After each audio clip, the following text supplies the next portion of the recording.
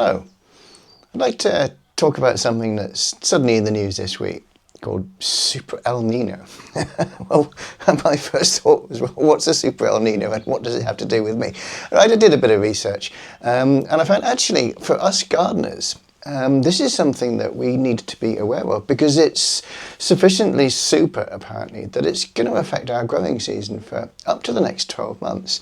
So I've done a bit of reading around and I'll kind of summarise what I've found because this is interesting and it's relevant to our gardening.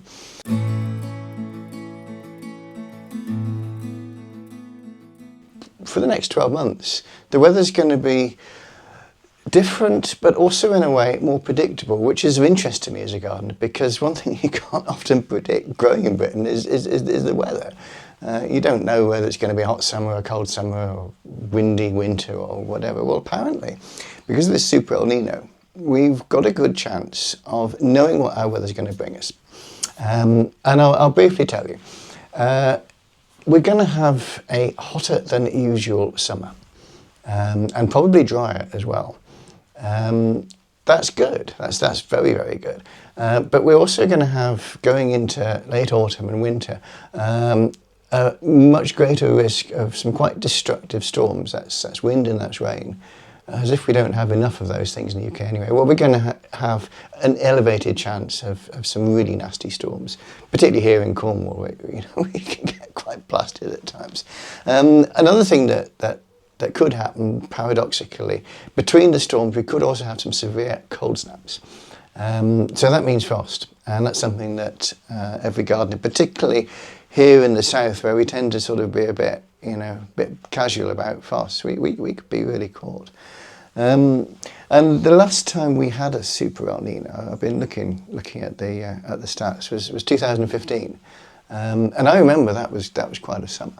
Now, had I known that was coming, I was growing back then, I would have planted some different things. So I'm just going to quickly run through what I'm going to do differently this year, this growing season, because of the El Nino. Firstly, things that are going to benefit from the hot summer, and I'm talking things like tomato plants grown outdoors. Obviously, I've got lots of these. I grow them in the greenhouse, and I normally plant a few outside, but it happens this year I've got a lot of spare plants. I've got about 20 spare plants. Well, if I know the summer's going to be good and hot and dry, I'll plant a lot more of these. Another thing that it's not too late, I mean it's currently at the beginning of May, to get in the ground is sweet corn and beans, maize, we call it in the States, and beans. These are things that I generally plant quite late. I haven't even planted my corn and my beans in pots yet.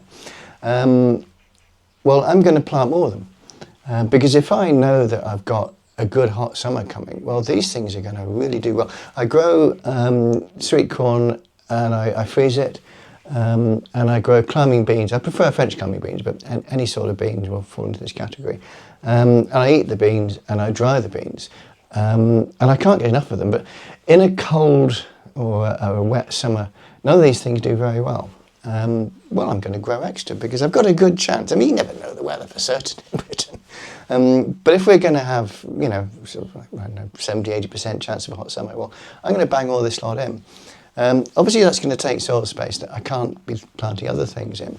But what I'm going to cut back on is my winter veg.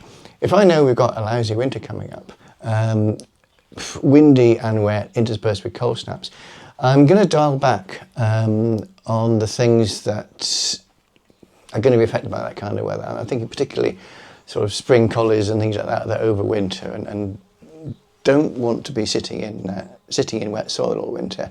And could be affected by frost as well. Also things like overwinter broad beans. If there's going to be storms coming in, they'll just be knocked flat. You can plant them in the spring. You don't have to overwinter them. I just do that. If I'm thinking it's going to be decent weather. Well, this year perhaps I won't. So these are the general things that I'm going to do. I might also, going back to our hot summer, experiment with a few things that I perhaps otherwise wouldn't grow. I put some yams in last year, sweet potatoes, and they didn't do very well because they're a hot climate plant. It's just a bit of fun. Well, I think I might plant some more. because again, if I'm going to have that hot weather, I'll do it. And Florence fennel, bulb fennel, I have a casual relationship because again, that doesn't do very well in the summer. Well, I'm going to go and get some seed. It's not too late to plant it, so I'm going to do that as well. Another thing that I think is going to be worthwhile for anyone to do, if we're going to have a dry summer, get some extra rain barrels in. I mean the sort that collect water from the roof of your house. We could have a hose pipe ban. We often do here in Cornwall, or even here in Cornwall, when we have a dry summer. Well, some extra rain barrels, and be prepared for that. So that's all I can think of in terms of what you're going to be doing in the garden. I have read that a super El Nino could affect the production of some of the staples that are grown in warmer climates. I'm thinking particularly rice. I mean, obviously, I'm not going to go out and plant rice, although the thought of all this wet in the winter, you think, well, paddy field, no, it wouldn't work. It simply doesn't work in our climate. But if you're growing things that you would consider your staples, like potatoes and so on, okay, you can't plant potatoes now for this summer coming up, but you might want to think, well, you know, if rice is going to be more expensive next year, come the winter time when I'm buying in my seed potatoes, I'll get an extra couple of bags, so that I could shift my cuisine to a more well, in my case, a more British sort of cuisine based around potatoes and so on, rather than the stir fries that I like, because rice could be really expensive. So there's a little adjustments like that as well you can make going forward. I'm talking there about changes of eating patterns to cope with potentially more expensive or maybe not even available staples for the next 12 months. But obviously, when you're planning your garden, really you're planning your eating further down the line too. So this is a factor. So there we go. Super El Nino. Whatever next.